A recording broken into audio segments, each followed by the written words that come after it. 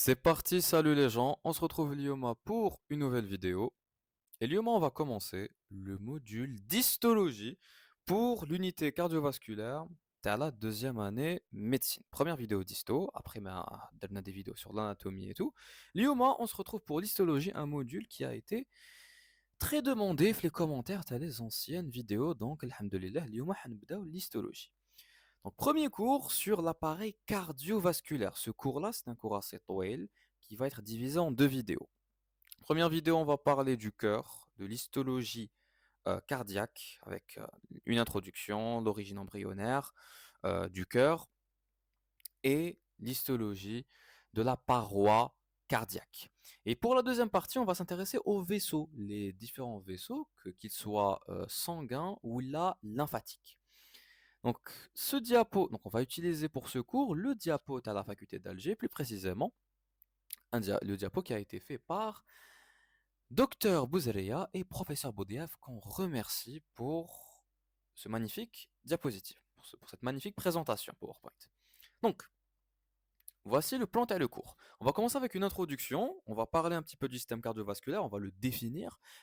On va faire un rappel anatomique sur le cœur et aussi sur le rôle et la fonction ou chenou.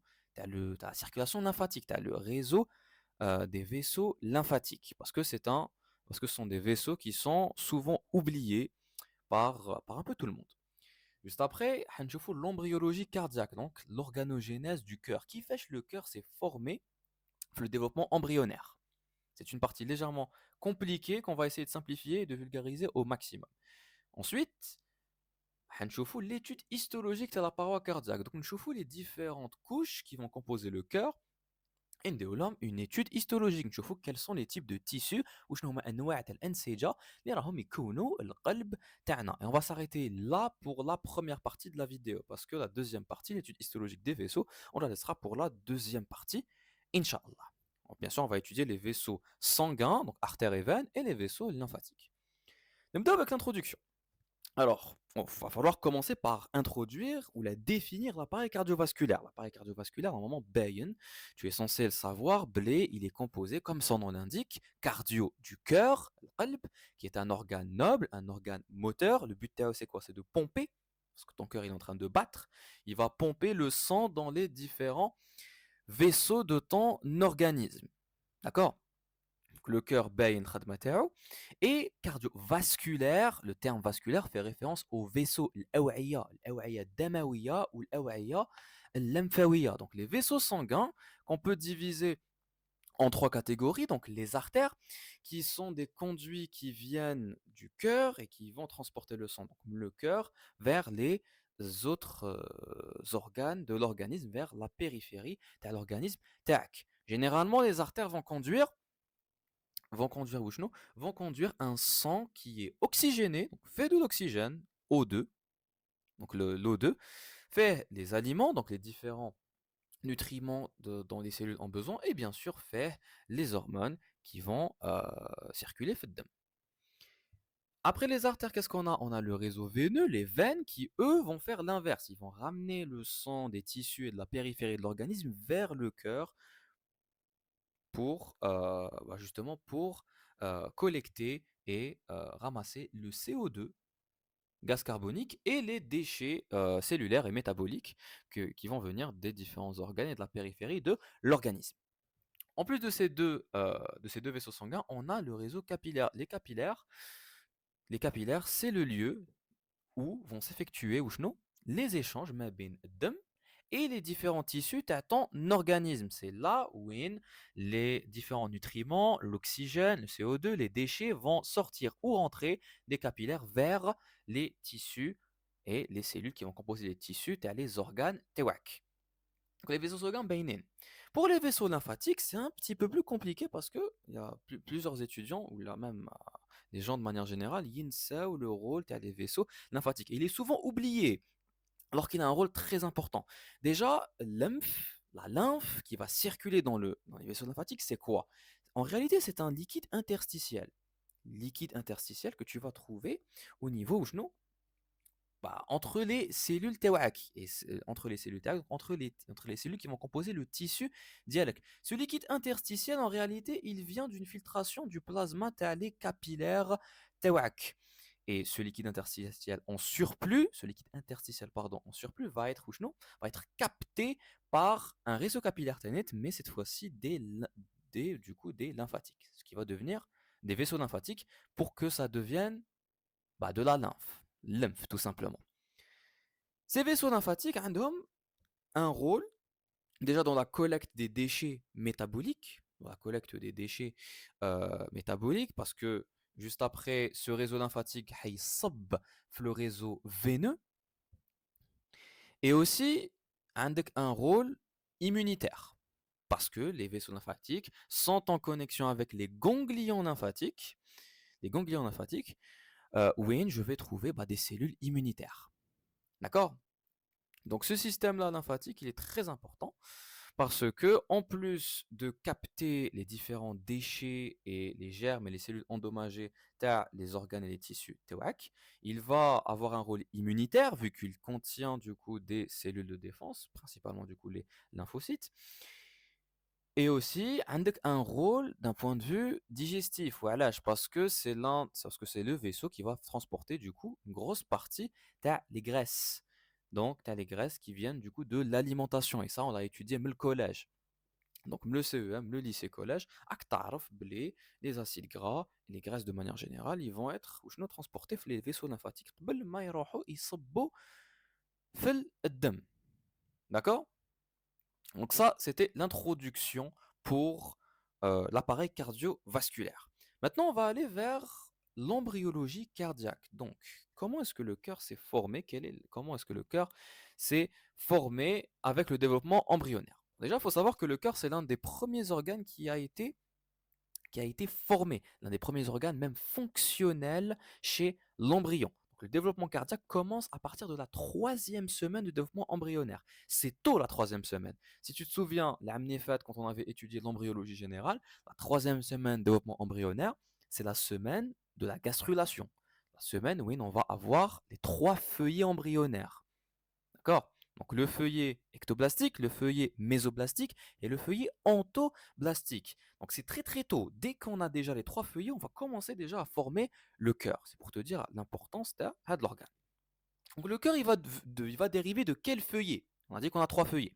Et bien il va dériver du mésoderme, donc du mésoblaste.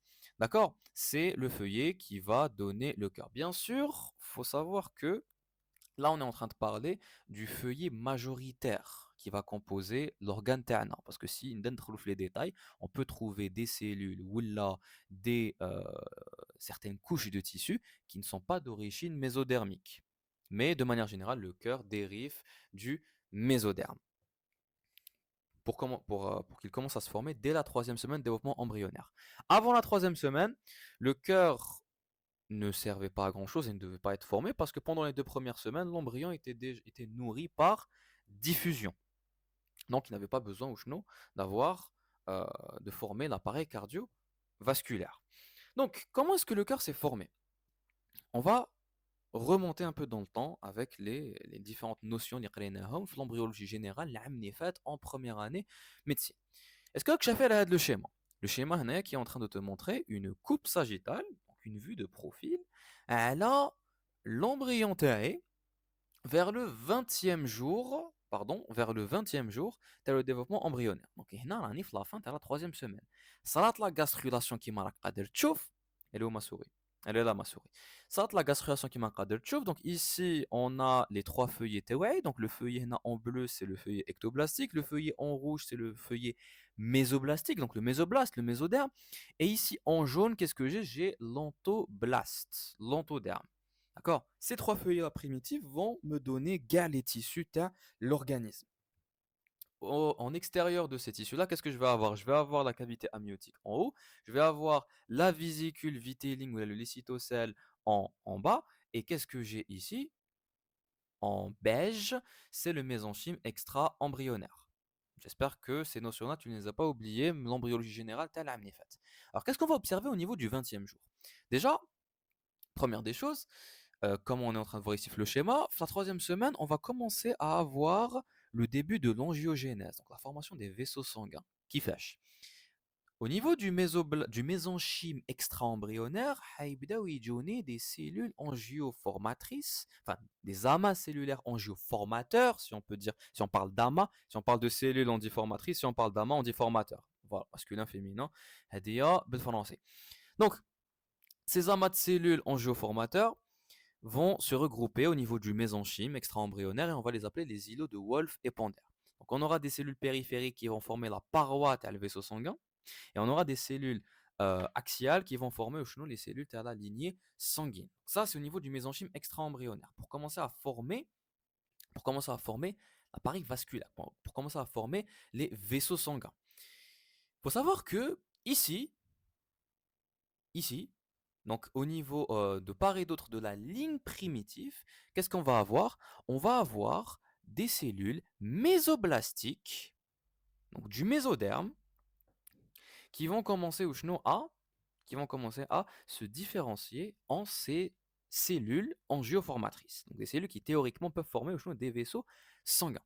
Donc un autre schéma, ici ce que tu as la souris, j'espère que tu te souviens de la ligne primitive et du nœud de Hansen qui sont les premières structures qui vont apparaître sur la troisième semaine de développement embryonnaire. Ici tu as une vue qui fâche dorsale postérieure, elle a au chenou, elle a l'embryon تاعك, elle a le développement embryonnaire au cours de cette fameuse, entre la troisième et la quatrième semaine. Là, tu vois le développement de la plaque neurale. D'accord? Là, tu vois la plaque neurale qui a une forme de raquette, si tu te souviens bien, qu'on avait étudié l'amnifat en embryologie générale. Alors, de part et d'autre de cette ligne primitive, là, voilà mon curseur, de part et d'autre de cette ligne primitive, on va avoir l'apparition de ces fameuses cellules, de ces fameux amas cellulaires angioformateurs. D'accord? Ils vont se disposer en cordon de part et d'autre de cette ligne primitive. Ok? Donc là, on a une vue transversale où on va pouvoir voir ces fameux amas cellulaires angioformateurs. Elles vont venir où? Elles vont venir au niveau du mésoblaste latéral, au niveau de la splanchnopleure. Mésoblaste latéral, au niveau de la splanchnopleure. J'espère que tu te souviens que on avait dit l'année dernière le mésoblaste il rassemble en plusieurs parties, mésoblaste du coup axial, paraaxial, intermédiaire et surtout latéral. Latéral, il est مقسوم en deux par le cellum, cet espace-là, c'est quoi? C'est le cellum intra-embryonnaire. Donc j'aurai une partie de mon mésoblaste, de mon mésoderme qui sera collée à l'ectoblaste, qu'on va du coup nommer la somatopleure. Et là, on aura une partie du côté le mésoblaste et le mésoderme qui sera collée à quoi? Aux cellules entoblastiques. C'est ce qu'on va appeler du coup la splanchnopleure. Donc la splanchnopleure intra-embryonnaire et la somatopleure intra-embryonnaire, à ne pas confondre avec les mêmes structures extra-embryonnaires. Donc à ce niveau-là, la splanchnopleure intra-embryonnaire, au niveau du coup du mésoderme, je vais avoir ces amas cellulaires angioformateurs, donc des cellules qui sont capables de former au chenou des vaisseaux sanguins de part et d'autre de la ligne primitive, donc gauche et droite. Qu'est-ce qui va se passer? Ce qui va se passer, c'est que ces cellules-là, ils vont se disposer en cordon et ils vont au chenou migrer vers la région céphalique. Donc elles vont migrer, donc vers la région céphalique. Donc ça, c'est la région céphalique. Tu as mon embryon. Et fin de la région céphalique, donc ces amas cellulaires elles vont me former une forme hadia, cette forme en U inversé, on va parler plutôt de forme de fer à cheval. La forme de fer à cheval, c'est quoi? C'est la plaque cardiogénique. Donc la plaque cardiogénique, ce n'est rien d'autre que مجموعة خلايا angioformatrices qui se sont mis à de la disposition disposition de fer à cheval, une espèce de forme de U. Donc la région céphalique, la région où je vais avoir race le futur bébé TI. Ok? Donc ce plexus vasculaire, c'est ce qu'on appelle la plaque cardiogénique. Qu'est-ce qui va se passer juste après? Ce qui va se passer, c'est que ces cellules-là, elles vont, elles vont faire quoi? Elles vont former des tubes. Elles vont former, regarde, donc là c'est le premier schéma, donc amas cellulaires angioformatrices vont former des tubes endocardiques. Ils vont former deux tubes endocardiques primitifs. Ils vont se disposer en cordon pour former deux tubes endocardiques primitifs. On a un autre schéma. Donc là, on est en train de voir une vue, on est en train de voir une vue transversale. Je vais te montrer un autre schéma. باش تقدر تفهم ces fameux tubes. Regarde, ici, qu'est-ce qu'on a? On a la fameuse plaque, plaque cardiogénique. Cette plaque cardiogénique qui est formée du coup des cellules, des amas cellulaires angioformatrices. Enfin, angioformateurs, pardon. Donc ces amas cellulaires adouma vont me former les fameux tubes endocardiques. On en a deux, واحد à la gauche, واحد à la droite. Ces tubes endocardiques, ils vont fusionner. Ils vont fusionner et là on revient à notre coupe transversale pour pouvoir observer ça bien comme il faut. Donc ces tubes là ces tubes endocardiques ils vont fusionner ils vont fusionner pour me donner un seul et unique tube cardiaque primitif. Ils vont me donner le tube cardiaque primitif. D'accord? Maintenant, tu vas me demander qui fait ils ont fusionné en fait. Et bien, c'est arrivé grâce à un événement, la quatrième semaine de développement embryonnaire. C'est l'applicature ou la délimitation transversale. Alors, il y a un chef la quatrième semaine de développement embryonnaire, où je قلنا بلي كاين زوج les événements qui sont très très très très très مهمين, très très importants. La délimitation longitudinale et la délimitation transversale. Alors, où je double la délimitation transversale ou la longitudinale. Alors, imaginez معايا بلي là on est en train de voir l'embryon TAE avec une vue dorsale, une vue postérieure. Imagine بلي le côté gauche ici et le côté droit هنايا, ils vont se plier, ils vont se courber ويروحوا من الداخل. Qu'est-ce qui va se passer?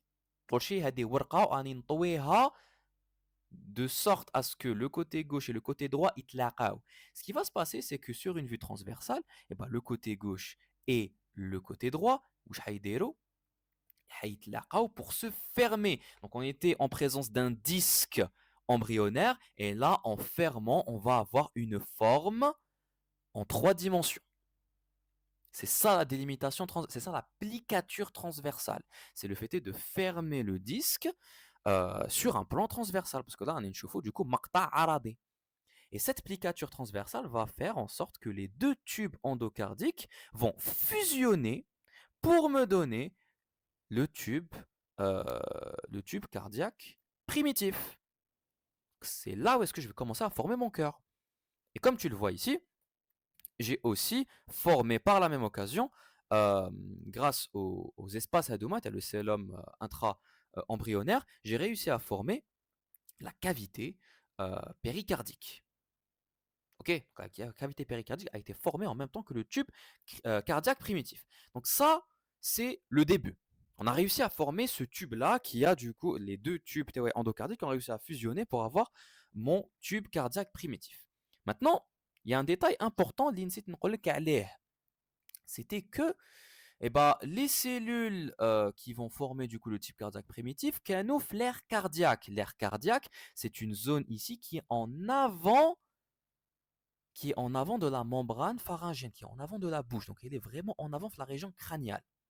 Donc elle est à l'extérieur, mais elle marahish internalisée derrière l'embryon. Et le schéma, ça se voit encore bien. Regarde-moi. Donc là, j'ai une coupe longitudinale de mon embryon. Là, je vois la cavité amniotique, là, je vois la vésicule vitéline secondaire, je vois les différents feuillets de l'embryon. Et qu'est-ce que je vois ici? La cavité péricardique et l'ébauche cardiaque. Donc ici, c'est là où est-ce que je vais former mon cœur. C'est là où est-ce que j'ai mes deux tubes cardiaques qui vont fusionner pour me donner ensuite le tube cardiaque primitif. Et qui m'a ici, regarde, où est la souris, elle est là, ici j'ai la membrane pharyngienne. Donc qu'est-ce qui se passe? Ce qui se passe, c'est que ici, à ce stade-là, mon cœur, la bouche, il est en antérieur par rapport à ma bouche. Ça veut dire qu'il est à l'extérieur du corps, il n'est pas internalisé. Ce qui va se passer, c'est que sera l'applicature longitudinale, la délimitation longitudinale. Kif kif, qui m'a win, on revient à notre vue, on revient à notre vue dorsale postérieure ta l'embryon tana. Je t'avais dit, imaginez l'embryon le disque et le côté droit et le côté gauche, je vais plier avec le warqa le côté droit mais le côté gauche. Donc imagine la même chose mais ça sur l'autre axe, ماشي sur l'axe droite gauche, sur l'axe pardon, على المحور من الفوق للتحت. عندي ورقه وهنايا جي لو كوتي سيفاليك الفوقا et j'ai le côté caudal من التحت. Imagine دوكا نسيي نطوي هاد الورقه pour faire en sorte que le côté céphalique يقيس le côté caudal. هي في الحقيقه ما حش يتقاسوا bien sûr, jamais, mais باش تفهم كيفاش صرات la délimitation, l'applicature, l'intérêt d'un point de vue longitudinal. Donc ici, qui marque tchouf, j'ai la partie céphalique, j'ai la partie caudale. Ce qui va se passer, c'est que je vais avoir une plicature, une délimitation. Et cette plicature, cette délimitation qui se voit sur un plan longitudinal, va faire quoi? Elle va faire en sorte que la cavité péricardique, que du coup les poches cardiaques, donc ici c'est le tube cardiaque, il va être internalisé. Il était avant plus en antérieur que la membrane pharyngienne, ou du cas où il allait en postérieur, le corps à l'embryon, entre guillemets, pour vulgariser bien sûr. Cette plicature-là, elle est très importante. D'accord? L'air cardiaque qui était extra-embryonnaire va devenir intra-embryonnaire. Elle a été internalisée. Tu vois à quel point les événements que tu as étudiés, les phénomènes اللي درستهم في l'embryologie générale العام اللي فات تسحقهم باش تقدر تفهم l'histologie هاد العام. Donc une fois que j'ai mon tube cardiaque et que mon tube cardiaque primitif راهو داخل le corps تاع l'embryon تاعي, il est du coup intra-embryonnaire. Ce qui va se passer, c'est que ce tube cardiaque, qui est la fusion des deux tubes endocardiaques primitifs, qui ont fusionné sauf au niveau des extrémités, واش حيصرى له plusieurs modifications structurelles باش يقدر يعطي لي le cœur اللي نعرفه. Donc il va s'allonger, il va se plier, il va subir des phénomènes de flexion, des phénomènes de cloisonnement. Donc هذا le schéma راهو flou, جبته لك en version ماشي flou هنايا. Le schéma هذايا اللي تصيبوه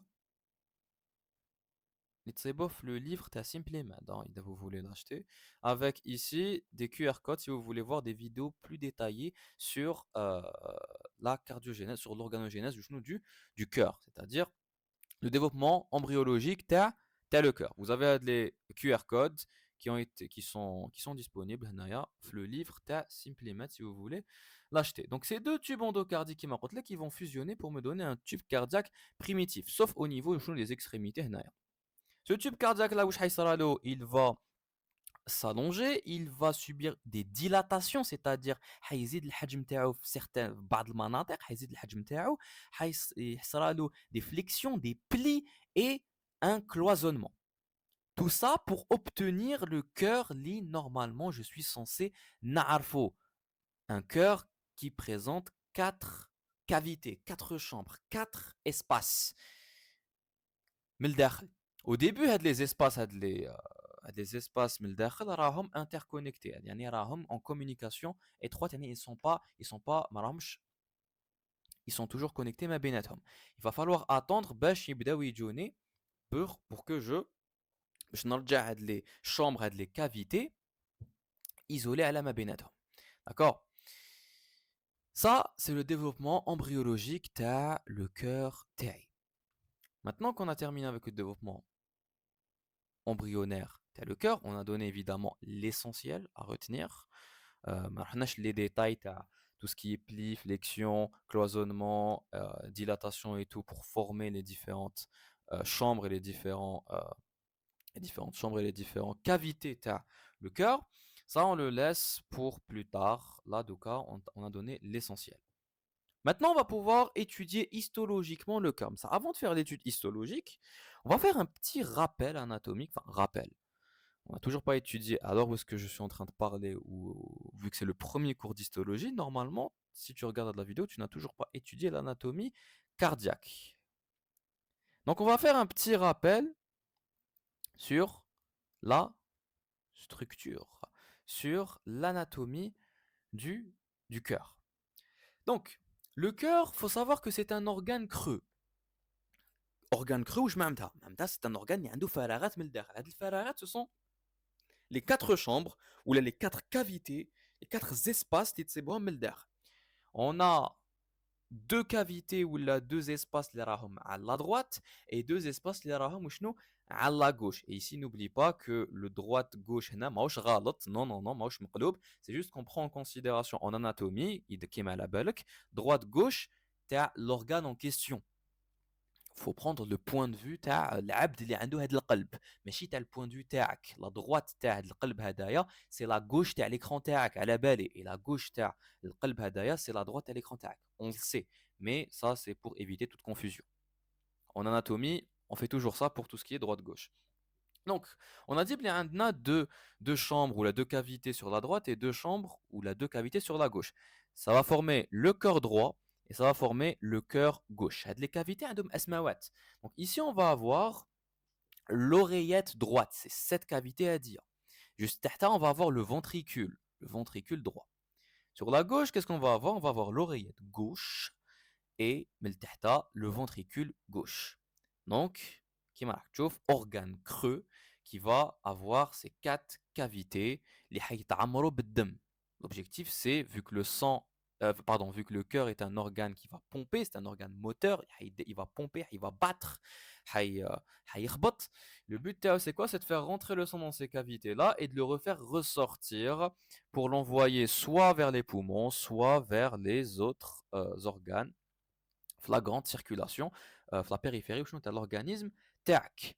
Donc ça, c'est pour les cavités cardiaques. Qui m'a ces cavités cardiaques-là, elles sont entourées par une paroi, ce qui est en blanc ici, ce qui est en blanc ici à l'extérieur. Cette paroi-là, c'est la fameuse paroi cardiaque qu'on va étudier, histologiquement parlant. Ok? Donc, on revient à notre cours, à notre diapo d'histo. Donc, la paroi cardiaque. La paroi تاع le cœur لازم تعرف بلي مقسومة en trois parties. عندها trois couches.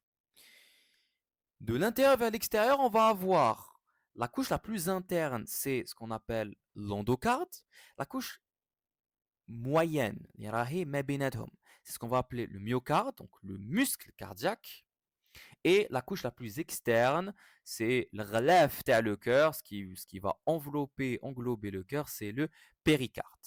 D'accord? Cette paroi cardiaque est constituée du coup de ces trois, euh, de ces trois couches, de ces trois tuniques.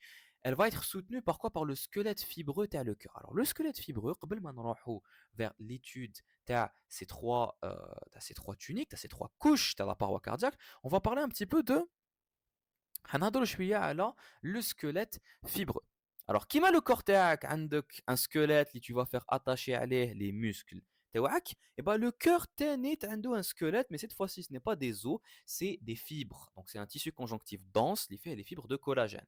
D'accord? Donc grosso modo des fibres des protéines structurelles qu'on va appeler les fibres de collagène. Donc ce squelette là, ce squelette fibreux, c'est quatre anneaux, là, quatre cercles tendineux. Donc, cercle tendineux, là, anneaux fibreux, c'est la même chose, c'est-à-dire ce sont des cercles, un tissu fibreux. Donc, un tissu, fait du coup des fibres de collagène, hein, des protéines structurelles qui vont donner une résistance structurelle et mécanique. Donc, les quatre anneaux, les quatre cercles tendineux, oui, non, Jayin au niveau des quatre orifices cardiaques. Parce que le cœur est un organe creux qui va avoir euh, quatre cavités. Entre les cavités et avec les artères qui vont venir, ici, ce que j'ai ici qui a une forme de crosse, c'est l'aorte, la plus grande artère c'est le cortéa. Et ici, ce que j'ai, c'est quoi? C'est l'artère pulmonaire. Donc, c'est ces différentes cavités cardiaques avec les artères, ils vont communiquer par le biais d'orifices. Ces orifices-là, un orifice l'oreillette et le ventricule droit, donc oreillette droite et ventricule droit. Un orifice entre l'oreillette, entre le ventricule droit et l'artère pulmonaire. Un orifice entre le ventricule gauche et l'oreillette gauche. Et ici, un orifice entre l'aorte et le ventricule gauche. Donc, les cercles tendineux qui marquent au niveau de la base des ventricules. Ok. Ces orifices راهم entourés par le squelette fibreux, les cercles tendineux, qui vont délimiter des trigones.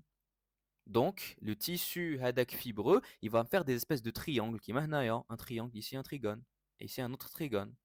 Ok. Ce squelette fibreux va servir d'attache. واش حنجي نلصق في هذا le squelette fibreux حنجي نلصق فيه le tissu cardiaque. La paroi cardiaque حتجي تلصق هنايا au niveau de ce squelette fibreux. En plus des valvules ou des valves اللي راهم يغلقوا ولا يفتحوا هاد les orifices. Elles vont tenter de s'attacher à le squelette fibreux. D'accord? Donc ça, c'est pour l'explication. Tu as le squelette fibreux qui est du coup, qui est un tissu fibreux qui va faire office de squelette parce que je vais faire attacher fait la paroi cardiaque, donc ce qui est en blanc ici, le tissu, tu as le cœur, avec les différentes valves qui vont fermer et ouvrir les orifices là qui ici on en a cité 4, qui sont à la base des ventricules. Ok?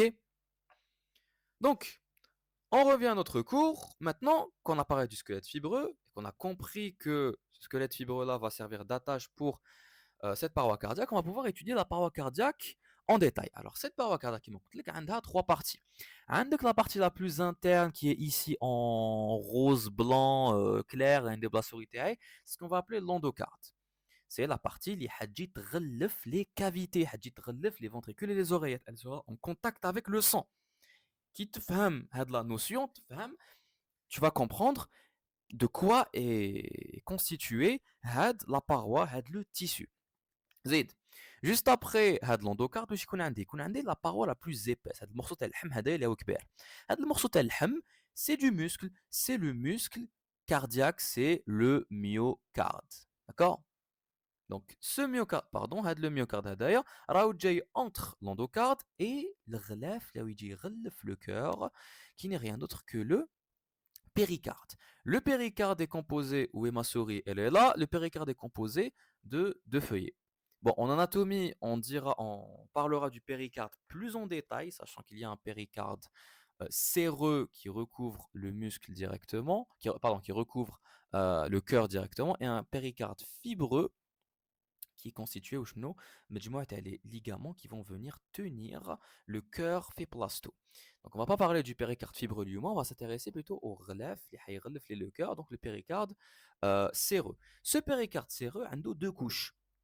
Une couche interne qui est en contact avec le cœur, en contact avec les viscères, donc on va l'appeler le feuillet ou la couche viscérale. On lui a donné un autre nom, c'est l'épicarde, et du coup juste pour le cœur. Et on a une couche qui va constituer la paroi, le relief, la paroi de le cœur. Une couche, du coup, où il a un feuillet pariétal. Tu vois que l'asmawat a du coup la fonction. Entre les deux feuillets, on va avoir une cavité virtuelle. Une cavité qui n'existe pas réellement. C'est un espace entre les deux feuillets qui, en temps normal, n'est pas bench, mais lors des pathologies, lors des épanchements, où là, lorsqu'il y aura un surplus de liquide qui va se mettre entre les deux feuillets, bah, du coup, il y aura un décollement et c'est là où il baigne vraiment la cavité péricardique. Mais en temps normal, elle est censée être virtuelle. D'accord. Et comme tu vois ici, on voit les différents vaisseaux sanguins et les différents vaisseaux sanguins coronariens, donc les coronaires, donc les artères coronaires et tout, et les veines, au niveau de ce feuillet où je note le péricarde. C'est là où je vais trouver les différents vaisseaux sanguins. Donc, ça c'était pour l'introduction à la paroi cardiaque. Tu es censé retenir endocarde, myocarde et surtout le péricarde. On va parler un petit peu des valvules. Alors euh, les valvules, on en a un petit peu parlé, c'est des structures qui vont permettre aux يغلقوا ويفتحوا les orifices à donner عليهم مقبلات. D'accord. On avait dit on a quatre orifices لازم تعرفهم.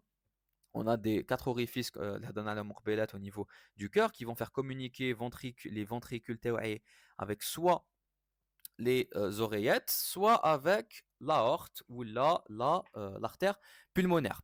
Donc les valvules hadouma, ce sont des petites structures regarde, tu vois ça, ce qui est mis ici en flèche. Les structures hadouma, ce sont ce qu'on appelle des valvules. المجموعة تاعهم vont constituer شنو des valves.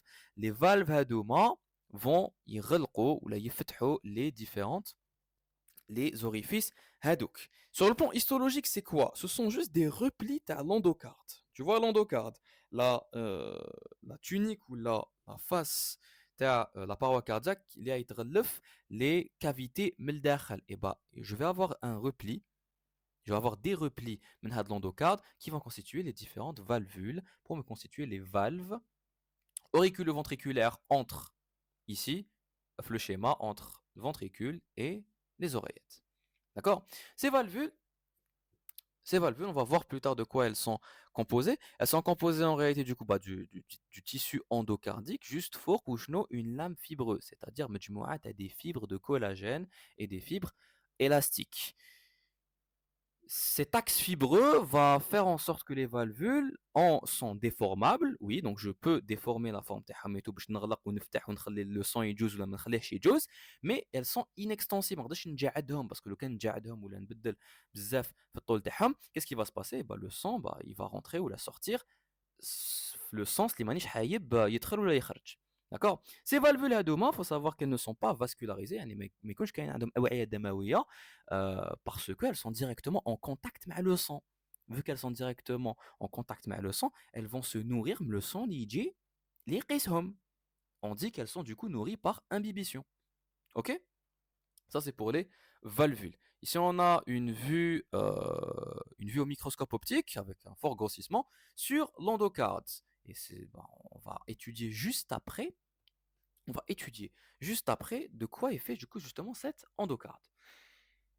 Un petit, un petit paragraphe sur le squelette fibreux. Il y a donné déjà. C'est quoi? C'est les anneaux fibreux ou les cercles tendineux, c'est-à-dire du tissu qui fait des fibres de collagène et des fibres de collagène qui vont entourer les quatre orifices à la base des ventricules.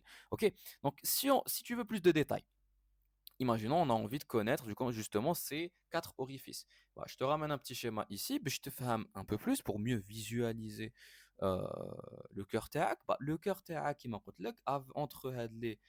entre les ventricules et soit les oreillettes, soit l'artère pulmonaire ou l'aorte, ou l'aorte tout simplement, je vais avoir ces fameuses valves, ces orifices qui sont fermés du coup par des valvules qui vont composer les valves. Donc j'ai la valvule pulmonaire entre le ventricule droit et l'artère pulmonaire. J'ai la valve ici mitrale entre le ventricule gauche et l'aorte. J'ai les valves, pardon, pardon, je vous parlais de la valve aortique entre le ventricule gauche et l'aorte. La valve mitrale, c'est entre le ventricule gauche et l'oreillette gauche. Et la valve tricuspide, c'est entre tricuspide, parce qu'elle a du coup trois valvules ici, entre l'oreillette droite et le ventricule droit. Ok? Ça, c'est des détails qu'on verra plus tard en anatomie. Et c'est bien de les connaître Mendoka comme ça.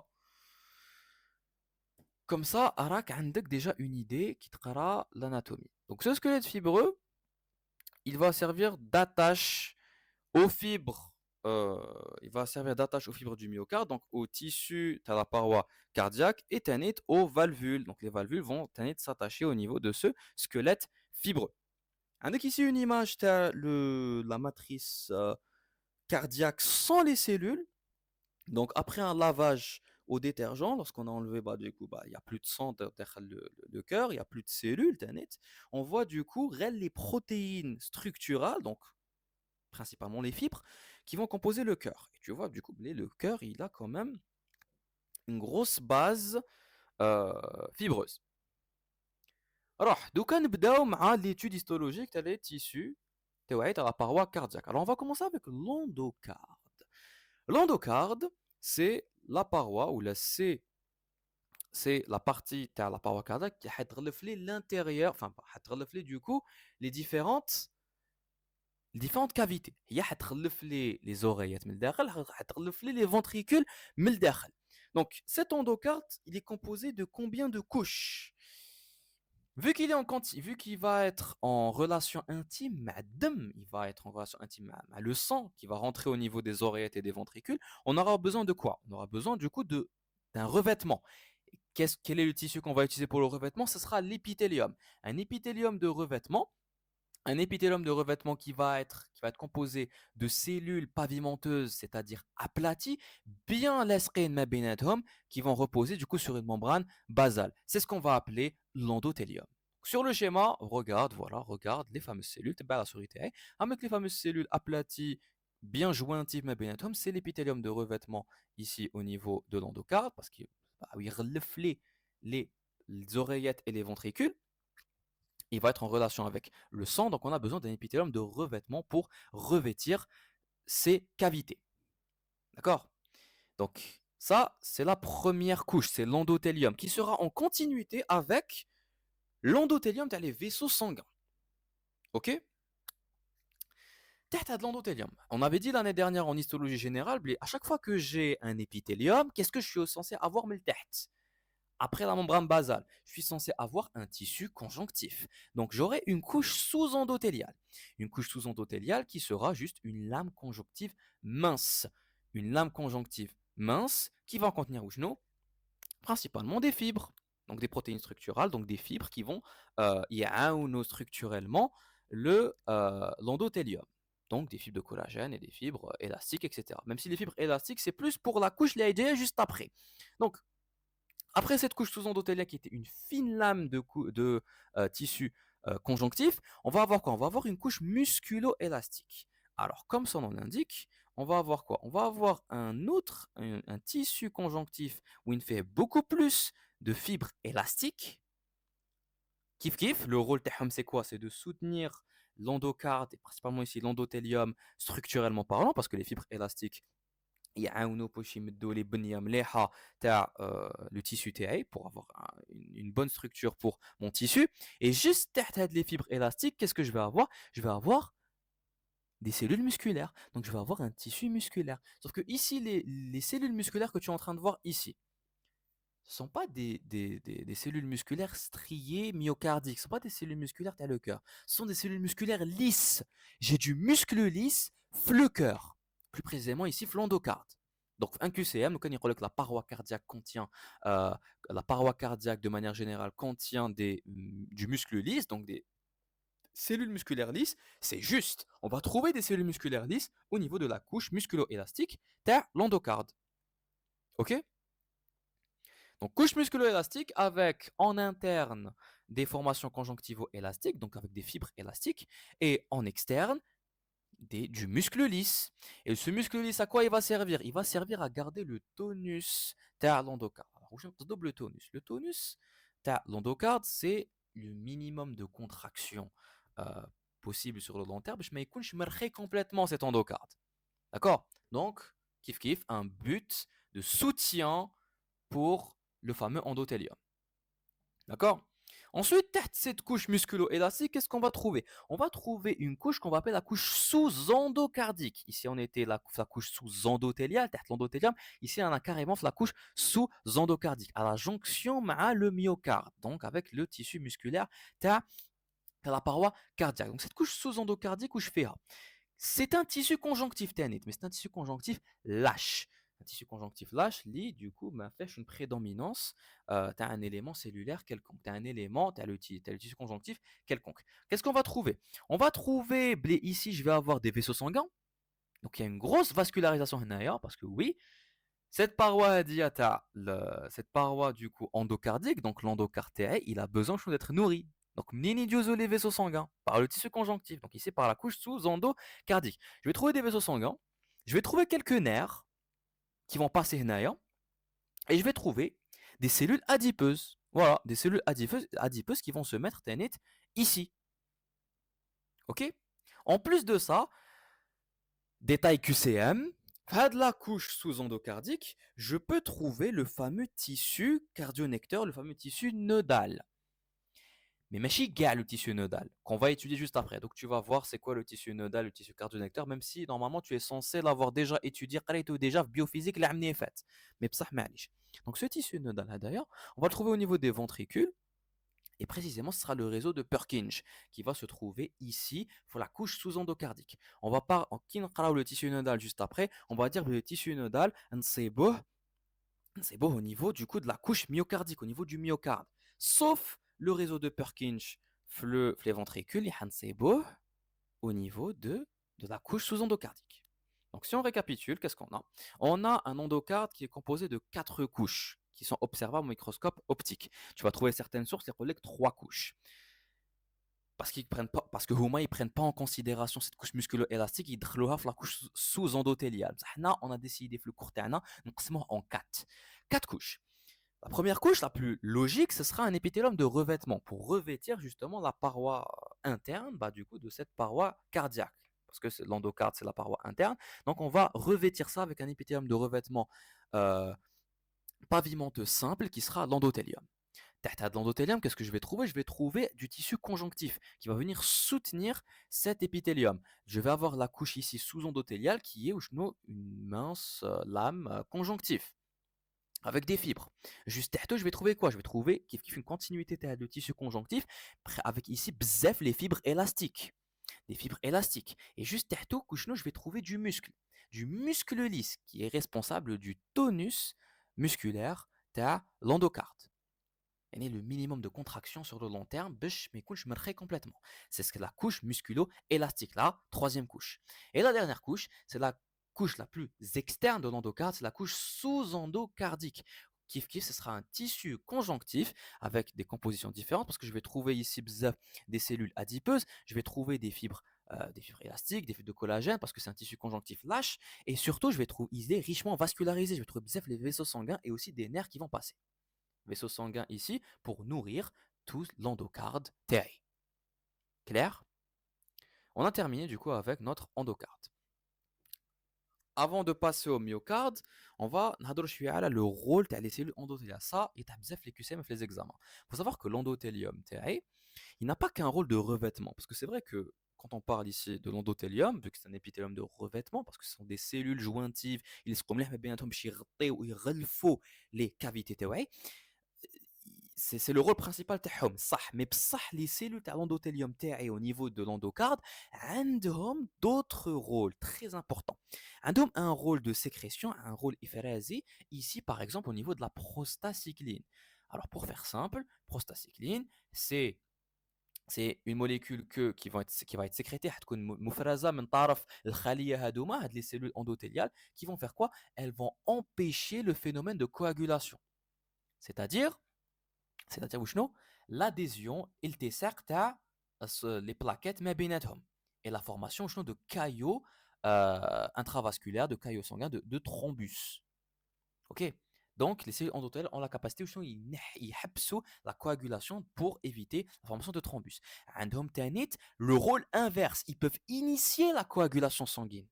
يقدروا هما يعطيو le signal باش voilà coagule-toi. Voilà, روح لصق les plaquettes ما بيناتهم. Donc c'est pas qui va faire ça en sécrétant un facteur tissulaire qui va se fixer sur le facteur 7A pour convertir le facteur X en facteur XA lors d'une lésion de la paroi vasculaire. En gros, la paroi vasculaire du coup va être lésée, donc ou là j'aurai une lésion au niveau de cette paroi vasculaire. Qu'est-ce qui va se passer? Et ben, les cellules endothéliales peuvent, en sécrétant des facteurs moléculaires bien spécifiques, initier la coagulation. La coagulation. Ils peuvent être moduler, contrôler les cellules musculaires lisses, donc le tonus musculaire lisse, par quoi? Par l'oxyde nitrique. C'est ce qui va induire la vasodilatation ou la vasoconstriction ou le vaisseau. Vasodilatation, c'est quoi? C'est l'ouverture, enfin c'est l'augmentation de le volume de le vaisseau, c'est-à-dire زيادة في الحجم تاع الوعاء الدموي. La vasoconstriction, c'est l'inverse, c'est lorsque le diamètre يعني القطر تاع الوعاء الدموي حينقص. OK?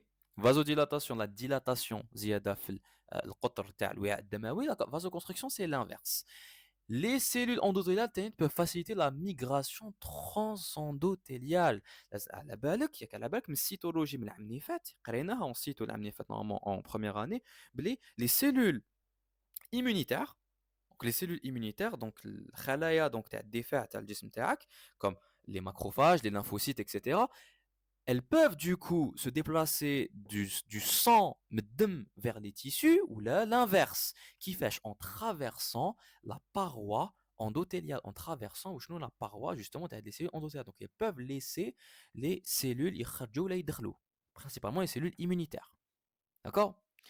Et ces cellules-là, elles peuvent élaborer, des facteurs, que ce soit des hormones ou des protéines, ou des molécules de manière générale, qui vont stimuler l'angiogénèse, donc la formation des vaisseaux sanguins. D'accord?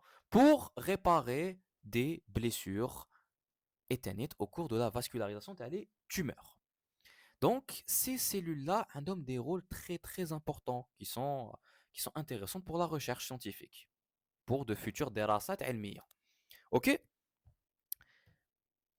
Là, on a une coupe histologique qui nous montre l'endocarde avec ici la cavité cardiaque, avec ici le sang, cavité cardiaque, une des cavités cardiaques, parce qu'on en a quatre, hein, deux oreillettes, deux ventricules.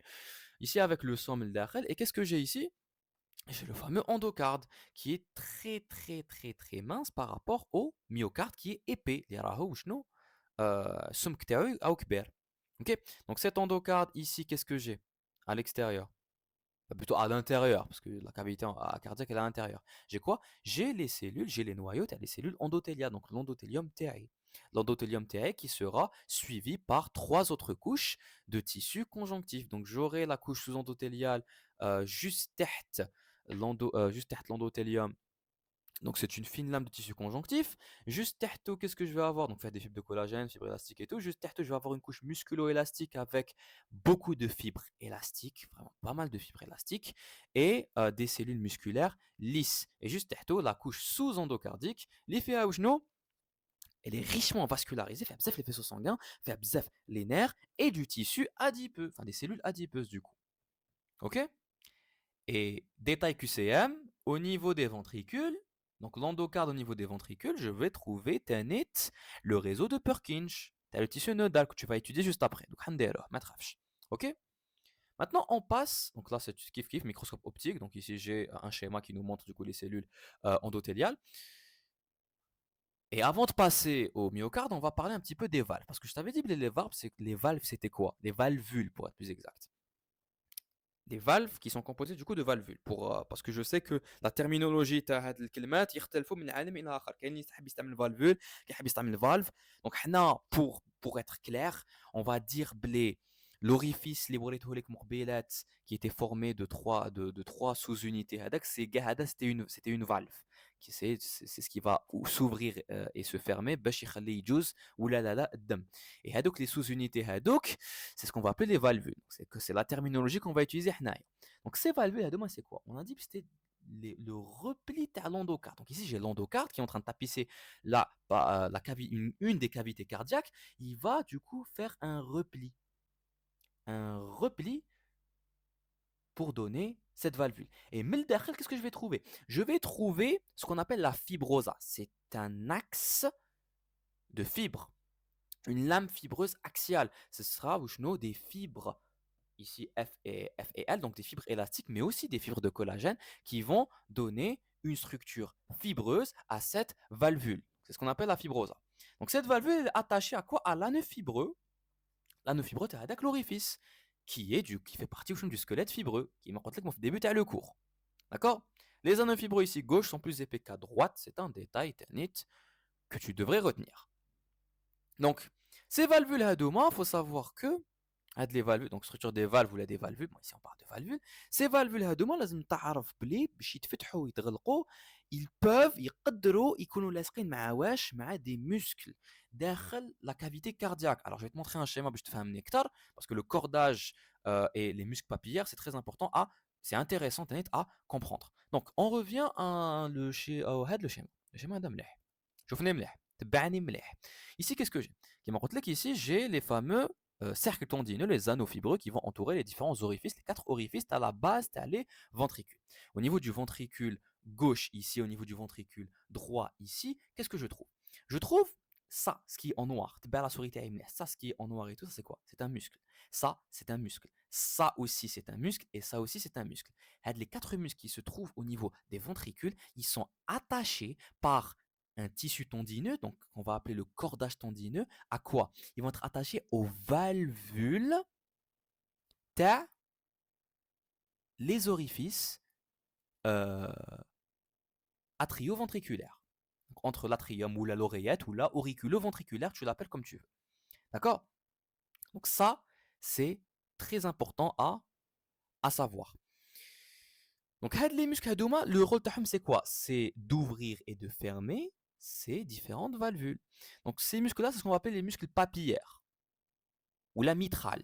Parce qu'ils ressemblent aux les chapeaux, هذوك اللي يكونوا في l'église, هذوك les chapeaux ecclésiastiques هذوك, les chapeaux تاع les prêtres, تاع les évêques, pour être plus je sais pas إذا c'est les évêques ou les prêtres, المهم. Donc, ils ont appelé ça du coup les muscles mitrales, ou là du coup, pour être plus exact, les muscles qui font, le court les muscles papillaires.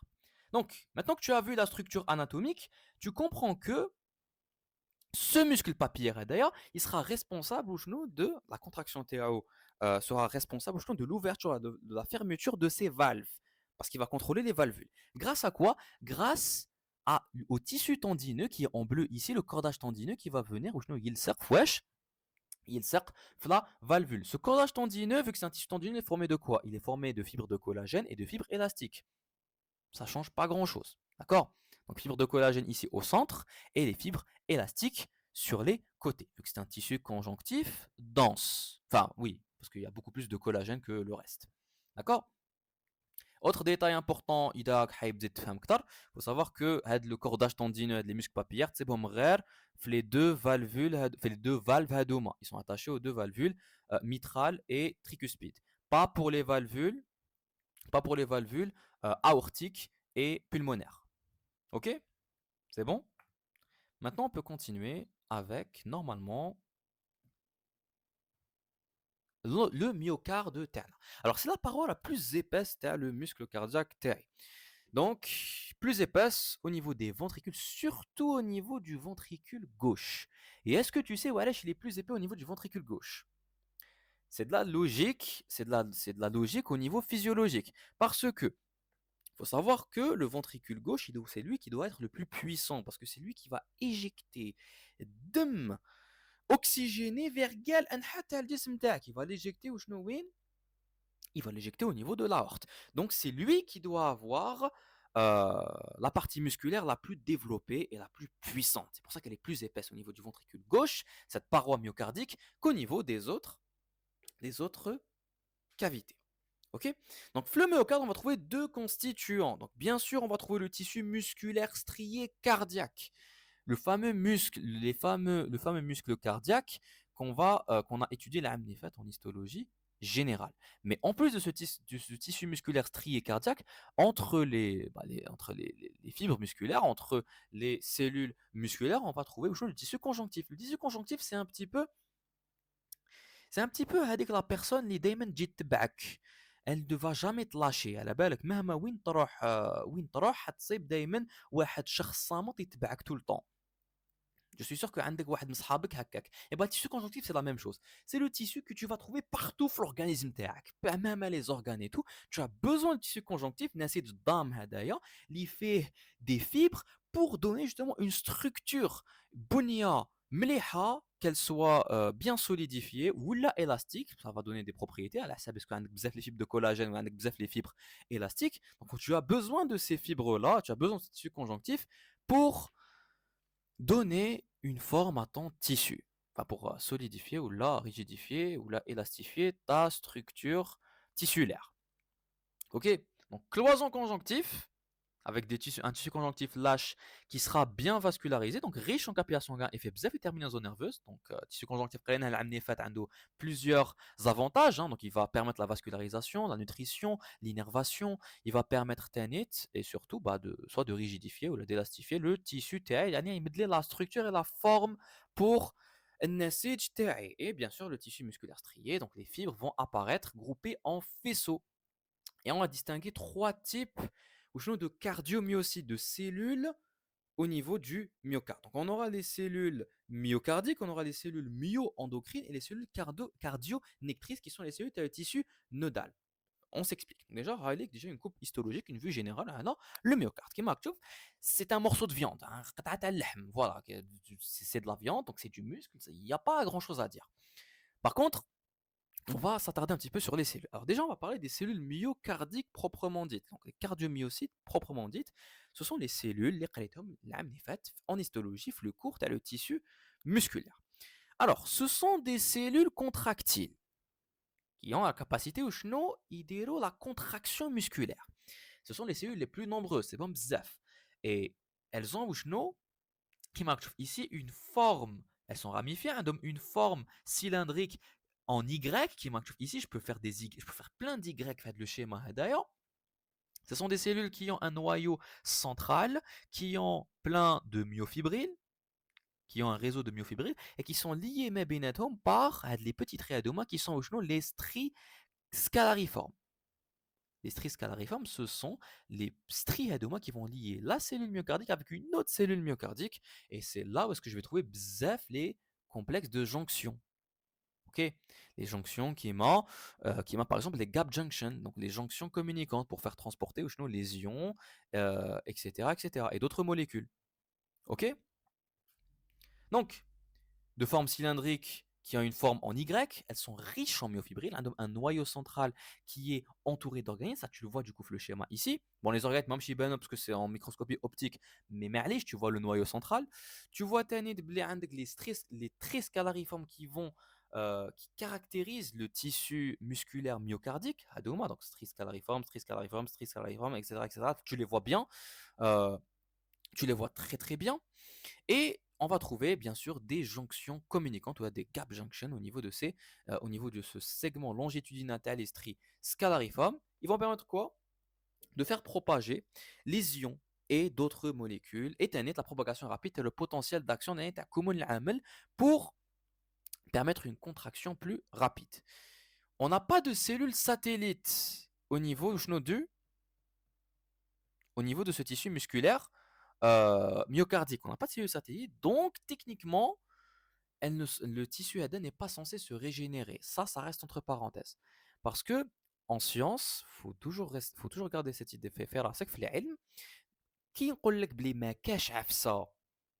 Ça veut pas dire que ma cache à 100%, ça veut dire que on n'a pas encore découverte. Ça, c'est quelque chose à prendre avec des pincettes. Dans quelques années, la phrase a dit qu'on غلطة. Des cellules souches au niveau de ce tissu myocardique qui va permettre la régénération le tissu, euh, le tissu musculaire du cœur. Mais grosso modo, c'est ça. Donc, on a plusieurs cellules cardiaques avec un noyau central, plusieurs myofibrilles. Donc, le noyau il est entouré du coup par les différents organites. Les cellules hadoma ont une forme cylindrique en Y ils se remettent bien par le biais des stries scalariformes avec la présence de complexes de jonction, principalement les gap junctions, les jonctions communicantes, les qatam l'amnifat en cytologie, pour faire transporter les ions et diverses molécules. Et qui m'a ici fait de la coupe, de la coupe histologique, entre les cellules musculaires, qu'est-ce que je trouve? Je trouve des espaces. Beaucoup d'espaces. Faites les espaces AD, qu'est-ce qu'il y a? C'est quoi? Les espaces, c'est l'espace conjonctif. C'est là où je vais trouver du coup la cloison conjonctive. Elle est ici. Donc c'est là où les vaisseaux sanguins vont passer, c'est là où est-ce que les nerfs vont passer. Regardez ici, donc vaisseaux sanguins, ici, je vois du rouge où est-ce qu'il y a du sang. Vaisseaux sanguins, nerfs, etc. vont passer avec les différentes fibres pour stabiliser la structure le muscle myocardique.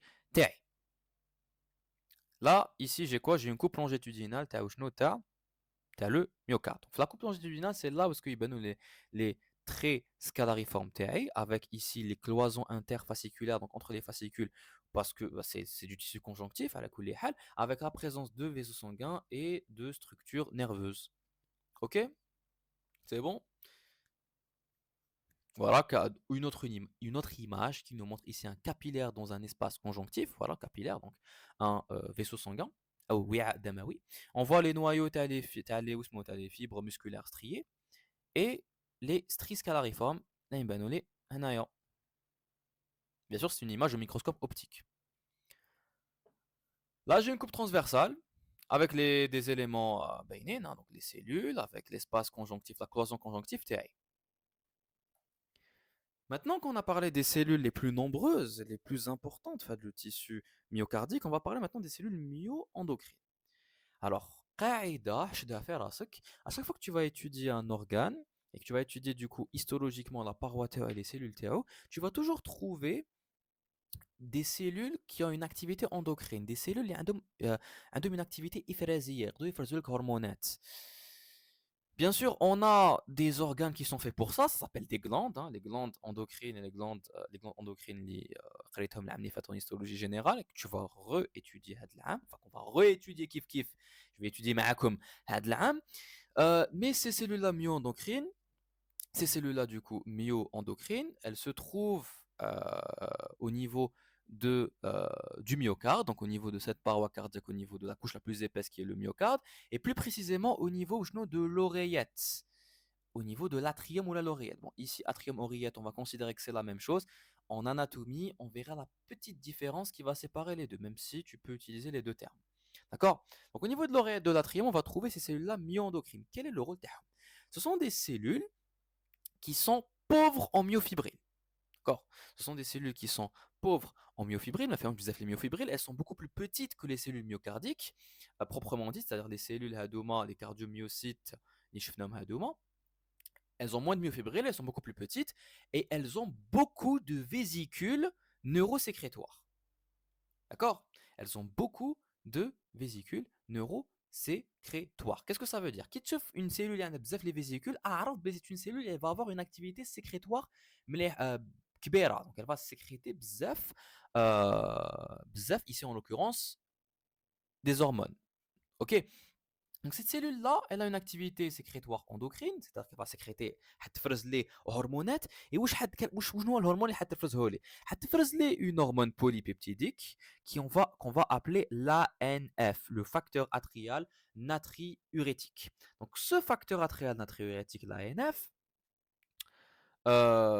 quel est le but تاعو؟ وقتاش يتفرز وشنو هو le but تاعو؟ Alors يتفرز lorsque le cœur تاعي, lorsque la paroi, lorsque la cavité cardiaque تاعي qui est l'oreillette ou l'atrium, يكون عندها une pression عالية.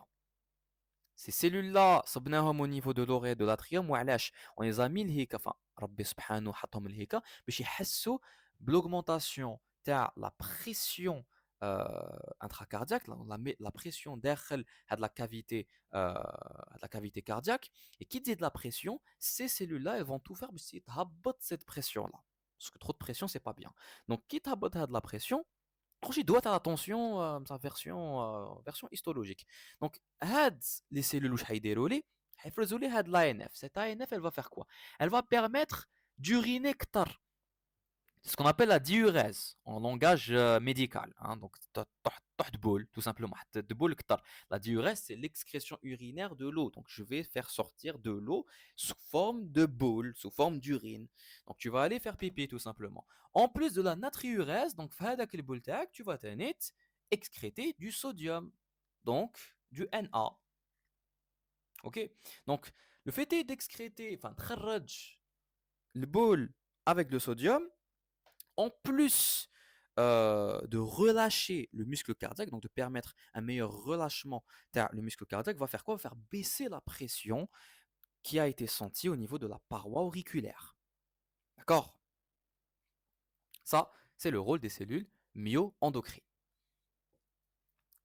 Voilà, donc j'ai un schéma qui me montre où les cellules myo-endocrines, sécrétion hormonale des peptides natriurétiques avec les différents éléments TEWA.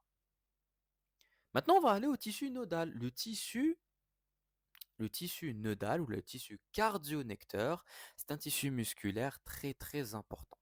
On va le trouver bien sûr euh, au niveau du myocarde. Et c'est un tissu très très important parce que c'est lui qui va permettre l'automatisme cardiaque. C'est-à-dire que c'est lui qui va le cœur يخبط وحده. D'accord? C'est lui qui va permettre de donner l'influx électrique باش les cellules تاع le myocarde, les cellules contractiles يبداو يتكونتراكتاو ويخبط. C'est grâce au tissu nodal que j'aurai cette euh, cet automatisme cardiaque. Alors, ce tissu nodal, ouais, c'est nodal déjà, c'est nodal parce qu'il y a des nœuds. Alors, quand on va voir ça, le schéma, c'est encore mieux. Le schéma qui marque tout. Au niveau du cœur, Andy, ce qui est en orange ici, c'est le tissu nodal. Ce sont des cellules musculaires qui ont un aspect embryonnaire. Ou je même c'est des cellules musculaires qui ont un aspect embryonnaire. C'est des cellules musculaires qui sont matures. Quand on les observe au microscope, ici c'est au microscope optique, on voit qu'elles ne sont pas encore matures. Ce sont des cellules qui ont peu de myofibrilles, qui ne sont pas vraiment développées, pas comme les cellules musculaires, le myocarde, donc elles ont un aspect immature. D'où le fait est qu'on parle donc euh, des cellules avec un aspect embryonnaire. Donc, les différentes cellules, où déjà, donc, on va pas parler de la physiologie, on va parler plutôt d'histologie. Les cellules, ils vont composer quoi en fait? Le tissu nodal hadaya, il est composé de 1 2 3 4 5 de 4 à 5 éléments, on va dire. Bon, ici on a mis 4, mais on va dire 4 éléments.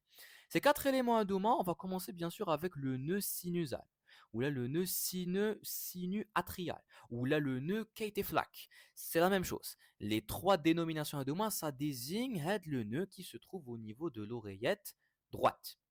Ce nœud hadaya fait des cellules, les fameuses cellules à demande cardionétrice, les cellules pacemaker, qui vont faire quoi? Qui vont donner l'influx électrique. Elles ont capacité de donner l'influx électrique qui va être conduit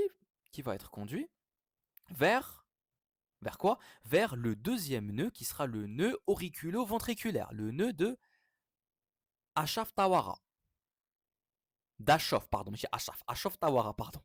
Donc, le nœud d'Ashof-Tawara, ou là, le nœud auriculo-ventriculaire, qui se situe du coup entre l'oreillette et le ventricule, donc entre l'oreillette droite et le ventricule droit. Donc, ce nœud-là, qu'est-ce qu'il va faire Tanit? Il va faire passer de l'influx électrique qui est né au niveau du nœud sinusal vers, ça c'est quoi? C'est ce qu'on appelle le faisceau de His. C'est le prolongement ici du nœud auriculo-ventriculaire. Ce faisceau de His va se bifurquer du coup en 2 branches. Donc ici ce sont les branches du faisceau de His au niveau du septum interventriculaire, donc au niveau de la cloison entre les deux ventricules, pour ensuite se diviser et donner un réseau. Un réseau kiff au niveau des deux ventricules. C'est le réseau de Purkinje. Nœud sinusal qui va donner l'influx électrique pour faire contracter les oreillettes, qui va ensuite se transmettre au niveau du nœud auriculo-ventriculaire pour le faire descendre au niveau du faisceau de His, les branches du faisceau de His, pour le réseau de Purkinje, pour faire contracter les ventricules. Ça, c'est très très résumé. On verra la physiologie Tao plus en détail en physiologie, logiquement. Ok? Ça, c'est le tissu nodal. Donc ici, tu as le ktiba, ici, tissu nodal, qui est un tissu musculaire d'aspect embryonnaire, responsable de la conduction de l'excitation et de l'influx électrique, qui va permettre de donner cette fameuse contraction. Donc, il est organisé en masses cellulaires qui sont du coup des nœuds, donc des cellules pacemaker, des cellules cardio-nectrices. Le nœud sinusal, dans la paroi de l'oreillette droite, l'embouchure à la veine cave supérieure. La veine cave supérieure qui est ici, comme tu vois ici le schéma. Ensuite, on a le nœud auriculo-ventriculaire d'Ashof-Tawara qui est dans la partie postéro-inférieure de la cloison interauriculaire. Partie postéro-inférieure de la cloison entre les deux oreillettes et auriculo-ventriculaire, parce que juste après, il va se continuer au niveau du septum interventriculaire pour les ventricules. Le faisceau de His, issu du nœud auriculo-ventriculaire, il va traverser la cloison interventriculaire, le septum interventriculaire, se diviser en 2 branches, les branches du faisceau de His, qui vont eux-mêmes se diviser et se ramifier pour donner le réseau de Purkinje. D'accord? Détail très très important. D'accord? Détail très très important. Faut savoir que le tissu nodal hadaya, la paroi, le myocarde. Du coup, le myocarde, la paroi cardiaque au niveau du myocarde. Tout le tissu nodal, sauf Allez, je vais débuter le cours, sauf le réseau de Purkinje qu'on va retrouver au niveau du tissu sous-endocardique, qui est du coup la quatrième couche de l'endocarde. C'est un détail QCM à retenir. Ok? C'est bon? C'est clair?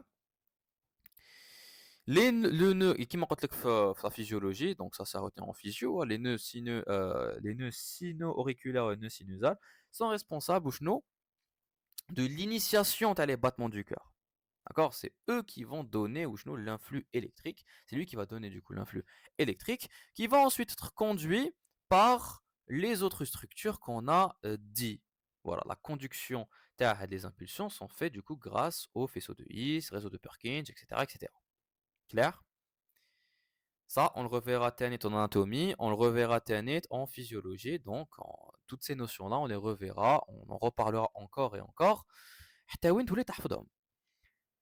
Sur le plan structural, les fibres nodales, quand on les coupe transversalement, on a des cellules plus ou moins volumineuses avec un cytoplasme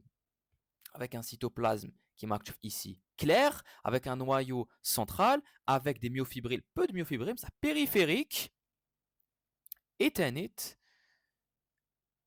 riche en glycogène. Ok? Ça, ce sont les caractéristiques cellulaires, c'est les cellules où je note le tissu nodal, cardionecteur.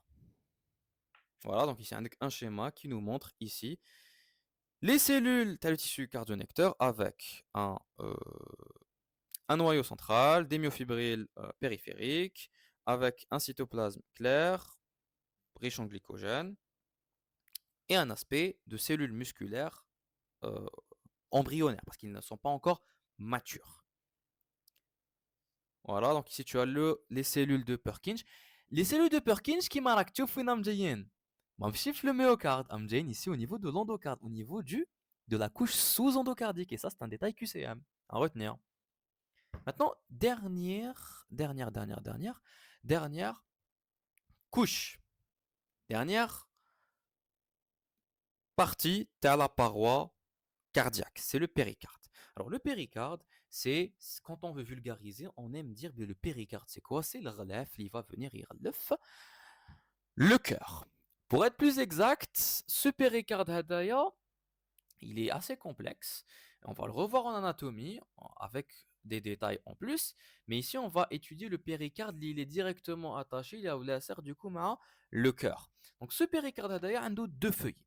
Un feuillet interne et un feuillet externe. On l'a dit en début de le cours. Le feuillet interne, on appelle peut-être le feuillet viscéral qui est en contact du coup avec le myocarde. On l'appelle peut-être l'épicarde. Feuillet interne viscéral qui est l'épicarde. Et un feuillet externe qui est le péricarde proprement dit. Ce feuillet externe-là, c'est le feuillet qui fait, c'est le feuillet pariétal. C'est le feuillet qui va faire la paroi de le cœur, le péricarde pour être plus exact. Entre les deux feuillets, on va trouver un espace, une cavité virtuelle qui, en temps normal, n'est pas censée exister. Enfin, en temps normal, elle n'existe pas, elle n'est pas visible parce que les deux feuillets sont très bien collés.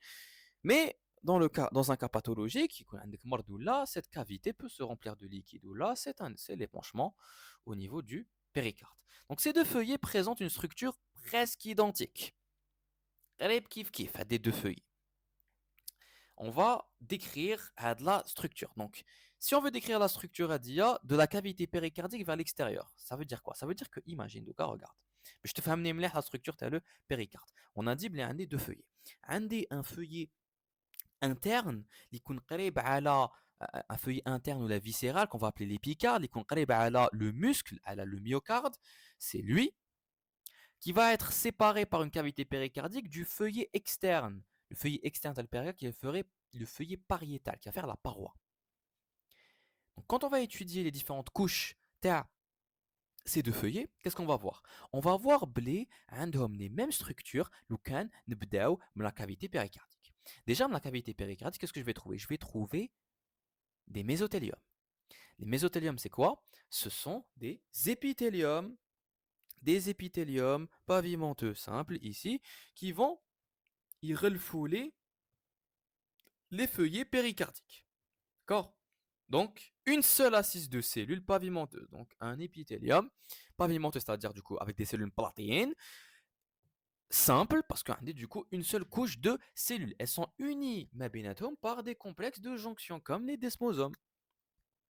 Donc avec les desmosomes et les complexes de jonction, le but c'est quoi? C'est de revêtir, parce que l'épithélium, le but c'est quoi? C'est le revêtement. Revêtir la cavité qui est ici, la cavité péricardique. Les systèmes de jonction sont faits pour bien coller les cellules mébienatomes pour permettre une bonne étanchéité. C'est-à-dire qu'il est étanche, ما يدخلش الماء. Entre guillemets, حنا كي نقولوا étanche في la vie courante, نقولوا بلي عفسه تكون étanche, c'est que الماء ما يدخلش. Donc ici le liquide ما يدخلش. Donc ما يخرج. C'est le but وشنو تاع les épithéliums. Donc ici tu as le mésothélium. Donc après le mésothélium, qu'est-ce que je vais avoir? Juste تحت le mésothélium, تحت un épithélium, qu'est-ce qu'on a دايما؟ c'est l'histologie تاع العام اللي فات. On a toujours un tissu conjonctif sous-jacent. Donc ici, qu'est-ce que je vais avoir? Je vais avoir une couche sous-mésothéliale. Le nom baye, une couche sous-mésothéliale, qui est quoi? Qui est une lame conjonctive qui est riche en fibres élastiques. Ici, je vais trouver les fibres élastiques. تحت les mésothéliums تاوعي. Donc tissu conjonctif avec beaucoup de fibres élastiques. L'élasticité, elle est importante ici. Et tête de la couche sous-mésothéliale, qu'est-ce que je vais trouver? Je vais trouver une troisième couche, les hiya hatrtelef entre les deux feuillets. Le feuillet viscéral va avoir une couche sous-épicardique qui sera ici, cette couche sous-épicardique sera une couche conjonctive. Ce sera une couche conjonctive, où un tissu conjonctif lâche. D'accord? Un tissu conjonctif lâche qui va avoir déjà des cellules adipeuses, des fibres, que ce soit élastiques ou là des fibres de collagène, et, et puis voilà. Et juste tête, et bien sûr ténit, les fameux vaisseaux sanguins parce que c'est richement vascularisé. Et pour la troisième couche au niveau du feuillet pariétal, qu'est-ce que je vais trouver? Je vais trouver ici une couche fibreuse. Regarde ici, on a la souris. Là, voilà, le sac fibreux. Donc ici, c'est la couche fibreuse, une couche fibreuse qui est au niveau genou pariétal. Donc ce sera des fibres de collagène principalement. D'accord? Donc là, qu'est-ce que tu as? Tu as une vue sur le péricarde, sur le feuillet viscéral. Donc qu'est-ce que tu vois? Je vois, donc ici à l'extérieur, c'est quoi? C'est la cavité péricardique. Ici, j'ai le mésothélium. Donc, tu les cellules, c'est le but de l'épithélium, de revêtement ici. Donc une seule assise de cellules aplatie, donc c'est un épithélium, donc c'est un mésothélium pavimenteux simple. Et juste qu'est-ce que j'ai? J'ai une couche sous-mésothéliale avec quoi? Avec beaucoup de fibres. Et ça, c'est un tissu conjonctif avec beaucoup de fibres élastiques. Juste qu'est-ce que je vais trouver? Je vais trouver un autre type de tissu conjonctif. L'IFE, ça c'est quoi? Les trucs blancs avec des noyaux, ce sont les cellules adipeuses. Ok? On a terminé avec l'histologie de la paroi cardiaque. Maintenant, qu'est-ce qu'il nous reste? Il nous reste quelques éléments qu'on va étudier plus en détail en anatomie, pardon, mais qu'on va quand même un petit peu voir ici en histologie. Comment est-ce que le cœur est vascularisé? Alors la vascularisation de le cœur, elle est faite du coup par les artères coronaires. C'est les artères coronaires gauche et droite, deux artères coronaires gauche et droite, qui naissent de la crosse aortique, donc de l'aorte, la plus grande artère le corps. Tac. Ces deux artères coronaires vont avoir des branches terminales et des branches collatérales qui vont permettre de bien vasculariser le cœur. Ouais, j'ai déjà coronaire. Parce que, on va voir ça en anatomie, parce qu'on a un cours sur la vascularisation cardiaque, mais coronaire parce qu'il va former des couronnes. J'aurai deux couronnes sous la forme d'un ma'lem en fait. Sous la forme d'un ma'lem, sous la forme d'un plan. Donc j'aurai une couronne qui aura une direction droite-gauche et une couronne qui aura une direction de haut en bas. D'accord? Donc, cette vascularisation va se faire avec un réseau d'artères terminales. On va dire que la vascularisation vers le cœur, elle est qui fait de type terminal et non pas de type anastomotique. Alors, qu'est-ce que ça veut dire? Ça veut dire que, déjà, en vascularisation, on a deux types. Soit je vais vasculariser, donc نحط des vaisseaux sanguins يتلاقاو ما بيناتهم, ils vont faire des réseaux de ruelles interconnectés ما بيناتهم, de sorte à ce que كي نلقى circulation في الطريق نقدر ناخد راكولسي باش نروح البلاصه تاعي. اني حايب نروح من داري لافاك, عندي طريق برينسيبال وعندي دي بيتيت رويل, دي راكورسي ولا دي طرق, دي روت ان بو بلو لونغ.